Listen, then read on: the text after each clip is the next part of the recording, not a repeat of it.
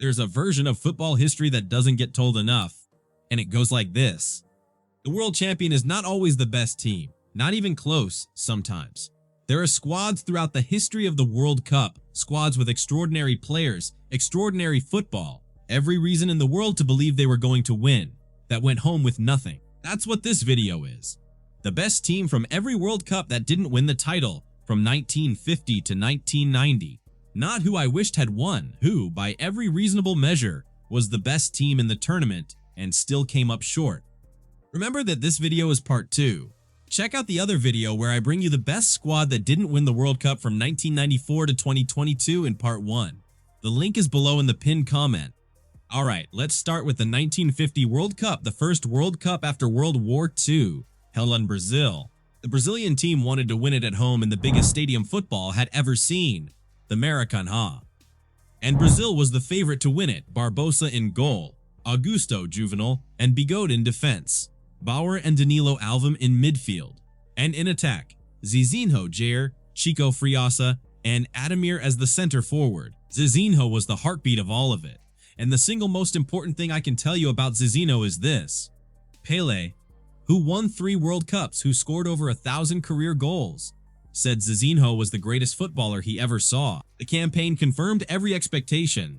4-0 over Mexico, a 2-2 draw with Switzerland, a stumble, but recovered with 2-0 over Yugoslavia, group topped. Then the final round-robin stage because there was no single final in 1950. Sweden 7-1, Spain 6-1. The country wasn't just celebrating, it had already decided. Going into the last match, Brazil needed 1 point against Uruguay, just a draw. Friasa scored, Brazil 1-0 up. Chiafino equalized. Gitches scored in the 79th minute, Brazil 1, Uruguay 2. Final score, the Maracanazo. Uruguay world champion for the second time. They'd won in the first World Cup too. Ademir had scored 9 goals. He was the tournament's top scorer. Goalkeeper Barbosa was publicly blamed for that defeat for decades, until his death. An unfair criticism that always carried a racist undertone. I have no doubt about that. The Maracanazo was considered the greatest defeat in Brazilian national team history, until Germany's 7-1 came along. Now let's talk about the Hungarian golden generation, Hungary 1954. Between 1950 and 1956, they went 32 consecutive international games without losing. Not against weak opposition, against everyone. They went to Wembley in November 1953, where England had genuinely never been beaten by a foreign side, not once, and won 6-3. The first overseas team to do it. Then, 6 months later, the return fixture in Budapest, 7-1. The same England team was humiliated. Both games, the same result, obliteration. The squad, Grosix in goal, who read danger and came to deal with it before it arrived. A prototype of what we now call a sweeper-keeper, decades before the concept existed. Buzanski, Laurent, and Lantos in defense. Bosic and Zakarias in midfield.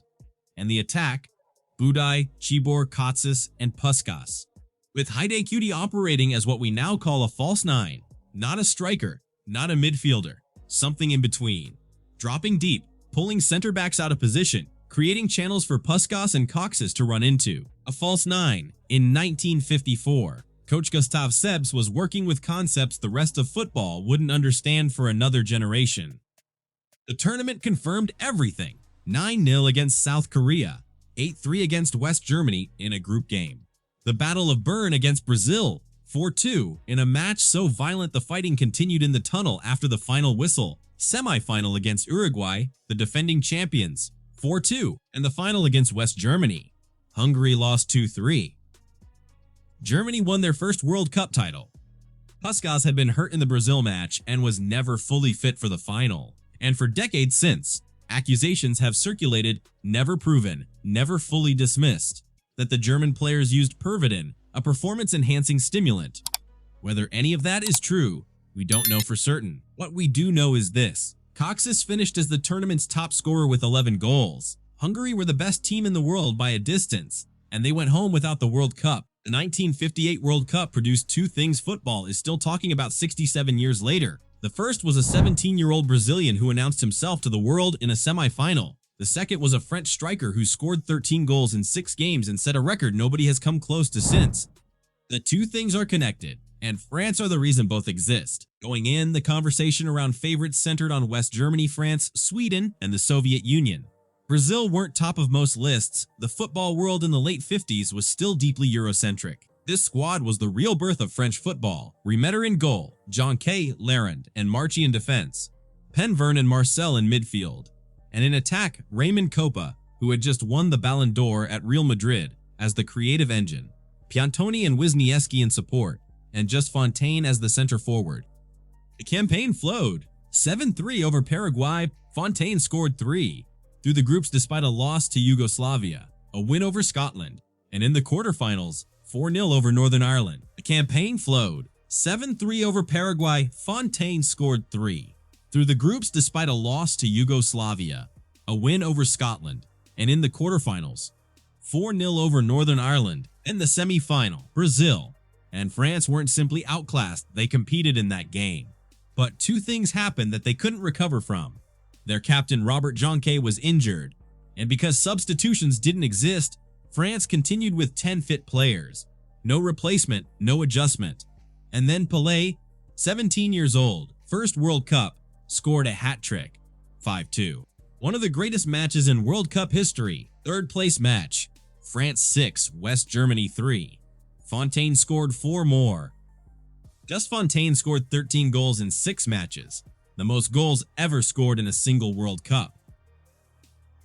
A true legend. Now, the 1962 World Cup in Chile, Czechoslovakia arrived at the World Cup as a capable side that most observers expected to compete solidly and exit at the quarterfinal stage. That was a reasonable expectation, but that was not what happened. They reached the final, the favorites going in. Brazil, Spain, England, the Soviet Union of Lev Yashin, and Yugoslavia. Czechoslovakia were in the broader conversation. They finished in third place at Euro 60, but genuine title contenders. Well, that wasn't the general view, but they had the best performance behind Brazil, and then they went out and beat Spain 1-0 in the group stage. A Spain with Puskás and Luis Suarez, even if Di Stefano was absent through injury. Then a 0-0 draw with Brazil, a match in which Pelé picked up the injury that ruled him out of the rest of the tournament. A 3-1 loss to Mexico followed, but they went through on goal difference anyway. The squad, Schreif in goal, who was one of the outstanding goalkeepers of the entire tournament, right up until the final. Popluhar and Captain Novak anchoring the defense. And at the center of the midfield, Josef Masopust, who won the Ballon d'Or at the end of that year, one of the greatest midfielders of all time. The only Czech player ever to receive the award, ahead of Eusebio. Quarterfinal, 1-0 over Hungary. Semifinal, 3-1 over Yugoslavia, another great team at the time. Final, Brazil, Masopust scored first, 15 minutes in. Czechoslovakia 1-0 up in the World Cup final. Then Amarildo, the man playing in Pelé's place, equalized. Then Zito, then Vava. Czechoslovakia 1, Brazil 3. Brazil won their second World Cup title. Czechoslovakia became World Cup runners-up for the second time. The first was at the 1934 World Cup. The next World Cup, 1966 in England, had 4 genuine favorites: West Germany, England, Brazil, and Italy. Portugal were not among them. Well-organized, capable in several positions, with real quality in the attack, but serious title contenders? The general consensus said no. And then they reached the semifinals. The squad was built to support one player, and that player was Eusebio. Pereira in goal, Hilario Moraes, and Baptista in defense. Mario Coluna as captain and midfield commander, one of the great Benfica players of that generation, someone who controlled the time of a game without ever appearing uncertain. Graça alongside him. And in attack, José Augusto, Simões, Torres, and Eusebio. A squad packed with legends: Eusebio, Coluna, Hilario, José Torres. An incredible team. Group stage, 3-1 over Hungary, 3-0 against Bulgaria, and then the result that stopped the football world, 3-1 over Brazil. The double world champions. Pelé was targeted with deliberate, cynical fouling across multiple games, played on injured, and was effectively kicked out of the competition. Portugal were part of that story. It remains one of the most shocking group stage results of the decade, but the game that defines this campaign is the quarterfinal against North Korea. 3-0 down after 25 minutes against North Korea at a World Cup. Eusebio scored 4 goals. Portugal won 5-3. That is one of the greatest individual performances in the history of this tournament. A player refusing to accept what was happening and simply taking a game over. Semi-final, 1-2 to England at Wembley. Eusebio scored from the penalty spot. The hosts, with every structural advantage the tournament gave them, went through. Third place, 2-1 over the Soviet Union. Eusebio finished as the top scorer with 9 goals. The image of Eusebio leaving the Wembley pitch in tears is one of the most iconic in the history of the game. Eusebio will always be one of the GOATs, no discussion. Here we are at one of the greatest World Cups of all time, the 1970 World Cup in Mexico. The hardest decision on this entire list came here, and I want to be honest about why. Italy in 1970 were also extraordinary. Luigi Riva, one of the most clinical strikers of his generation, a player of genuine menace in front of goal. Sandro Mazzola and Gianni Rivera in the creative positions, two exceptional players whose rivalry off the pitch was as well documented as their quality on it. They made the final against Brazil, but I'm going with Germany. The reason is 10 goals from Gerd Müller, a quarterfinal comeback that nobody saw coming, and Franz Beckenbauer playing extra time in a World Cup semifinal with a dislocated shoulder. The Deutschland squad, Sepp Maier in goal, Vox, Beckenbauer, Schnellinger, and Schulz in defense, Overath and Patsky in midfield, Grabowski, Seeler-Löhr, and Müller in attack. This was one of the most talented Deutschland teams of all time. Müller was the force that drove this campaign. 5-2 over Bulgaria in the group stage, hat-trick Müller. 3-1 over Peru, another hat-trick. 10 goals in the tournament, scored in every single game. Quarter-final against England, 2-0 down against the reigning world champions. Germany came back through Beckenbauer, Seeler, and Müller, 3-2 in extra time. Then Italy, the game of the century. Germany were losing 1-0 in the 90th minute when Schnellinger, a defender who scored 3 international goals across his entire career, equalized. Extra time, 5 goals. Müller put Germany ahead twice. Italy came back both times. Rivera in the 111th minute. 4-3. Beckenbauer played the second half and all 30 minutes of extra time with his shoulder dislocated, arm strapped across his chest because Germany had exhausted their substitutions. He kept playing. He kept directing play. He still lost. Third place match, 1-0 over Uruguay. 10 goals. A campaign that deserved a final and a semi-final that deserves to be watched by everyone who loves football. Brazil won their 3rd World Cup title, the 3rd from Pelé. Let's talk about the best team from this list, the Netherlands 1974.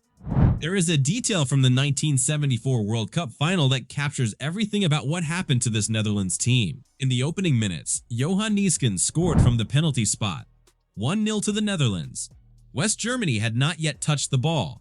The Netherlands were winning a World Cup final before the opposition had a single touch of possession. They still lost 2-1. The legend squad, Jongbloed in goal, Surbier, Rijsbergen, Ari Hahn, and Ruud Krol in defense, Jansen, Neeskens, and Van Hanegem in midfield, Rep, Cruyff, and Rensenbrink in attack. The total football, Rinus Michels, Cruyff, the best team ever to never win a World Cup. The concept was unlike anything football had encountered before. Every player could function in every position. The shape morphed and shifted constantly, defenders arriving in the attack, forwards pressing and recovering, the whole structure breathing as a single unit. It looked like controlled chaos. It was actually the clearest vision of how football would eventually evolve. The high press, positional play, the false nine, all of it traces back to what Michels built here. First group stage, 2-0 over Uruguay, a draw with Sweden. 4-1 against Bulgaria. Second group stage, 4-0 over Argentina. 2-0 over East Germany. 2-0 over Brazil, the reigning world champions beaten with authority, into the final having dismantled everyone in front of them. Opening minutes, Neeskens, Germany still without a touch, 1-0. Breitner equalized. Müller scored the winner, 2-1. Germany won their 2nd World Cup title, the most complete, most expressive, most tactically revolutionary side of their era, beaten by their organized, pragmatic neighbors in a final they were already winning. Well, 4 years later, the Netherlands came back and reached the final again at the 1978 World Cup in Argentina. A different coach in Ernst Happel replacing Michels, and no Johan Cruyff, who refused to travel to Argentina, reportedly after a kidnapping attempt on his family, left him unwilling to put himself and those around him at risk. And I say this loud and clear, if Cruyff had been in Argentina, the Netherlands would have won their 1st World Cup title. The squad, Schrevers in goal, Jansen, Brandts, Ruud Krol, and Portfliet in defense. Ari Hahn and Neeskens in midfield. Hahn, who scored 2 long-range goals during the tournament against West Germany and Italy that belong in any highlight reel of that era.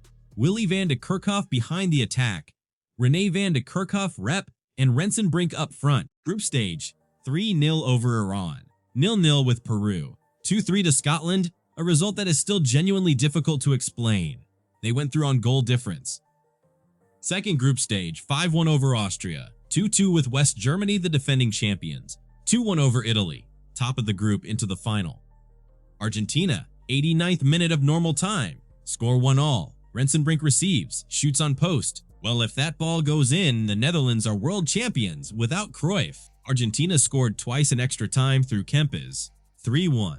Argentina won their first World Cup title. Meanwhile, Netherlands reached 2 consecutive World Cup finals and still ended up with nothing. Now the 1982 World Cup in Spain.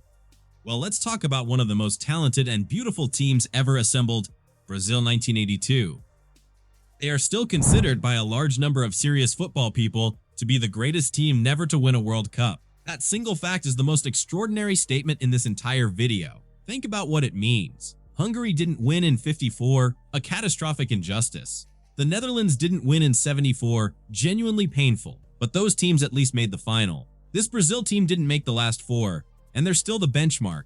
That is how good they were. The Tele Santana's squad, Walder Pires in goal, Leandro and Junior at fullback, Oscar and Luizinho in central defense, and then Cerezo, Falcao, Socrates, and Zico, 4 technically extraordinary, creative midfielders. Up front, Ader, another standout player, and Serginho Chulapa. Just one observation. The starting striker was supposed to be Roberto Dynamite, who was an incredible player, but he had a bad relationship with Tele Santana. Dynamite is the all-time top scorer in Brazilian league history. If he had played instead of Chulapa, maybe the outcome of that World Cup would have been different. This team scored 15 goals in 5 games. 2-1 against the Soviet Union. Eder scoring in the last minute with one of the great goals of that World Cup. 4-1 over Scotland. 4-0 over New Zealand. 3-1 over Argentina. Maradona sent off. Last group game, Italy. Brazil needed a draw. And here's the thing, this team was constitutionally incapable of playing for a draw. Socrates, who was a practicing doctor with very specific views about football and about life, believed that winning through defensive football was barely worth winning at all. This team played one way, all out always. Even when a draw was enough, Paolo Rossi, 2 years without scoring, back from a match-fixing suspension, questioned right up until he scored in the 5th minute. Socrates equalized. Rossi again in the 25th. Falcao equalized in the 68th, and the whole stadium believed Brazil would hold it. Rossi again in the 74th. Italy 3, Brazil 2. The Serie disaster. Second group stage, Brazil eliminated. Now the 1986 World Cup. Between 1983 and 1985, Michel Platini won the Ballon d'Or 3 consecutive times. 3 in a row. In the same period, he won the European Championship with France, scoring 9 goals in 5 games at Euro 84, including a hat-trick in the semi-final. He was, without serious debate, the best footballer in the world, but he never won the World Cup. France in 1986 were the clearest expression of what Platini could do in an international context, built around the Carré Magique Platini, Jean Tigana, Alain Giresse, and Luis Fernandez, a midfield with genuine quality in every dimension. Joel Batz in goal, Amoros, Ayachi, Battiston, and Bossis in defense. Papin, another great player, and Stopura up front.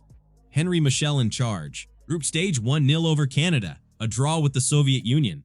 3-0 over Hungary, then the knockouts. Round of 16, France 2, Italy 0. The reigning world champions dealt with cleanly, quarterfinal against Brazil. This game deserves its own conversation. 1-1 after extra time. Zico, who came on as a substitute having barely played due to injury, and within minutes had a penalty, missed it. In the shootout, Socrates missed first for Brazil. The two sides exchanged penalties until Julio César missed the decisive kick. Luis Fernandez converted the winner. France 4, Brazil 3 on penalties. Semi-final. West Germany 2, France 0.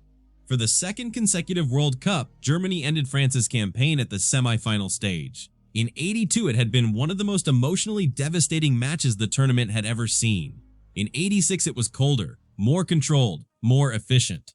France couldn't find the goal. Third place 4-2 over Belgium after extra time.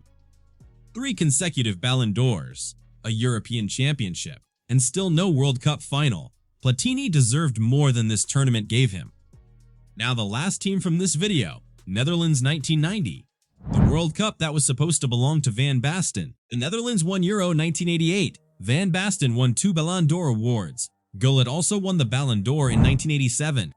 The Netherlands, built around the legendary Milan core, were the strongest team in the world and dominant in international football. They arrived at the 1990 World Cup as the favorites. Now it's happening.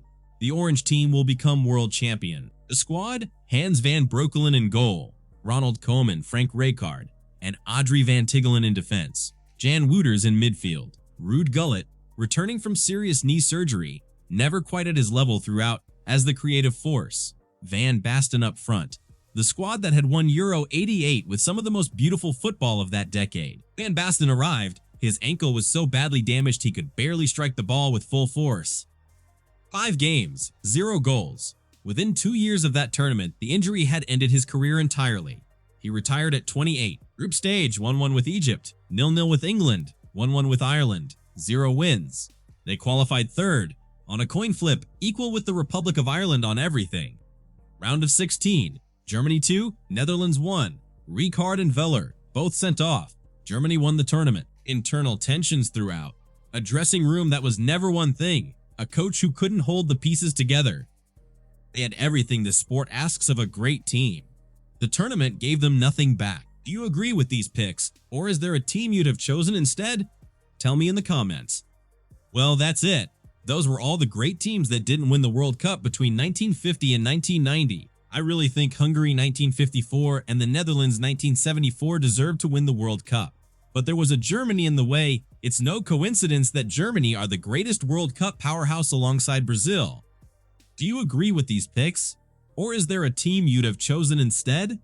Tell me in the comments. And if this video landed for you, part 1 is on the channel. The same format, the same question from 1994 to 2022, it's there. Just click on the video that's appearing on your screen.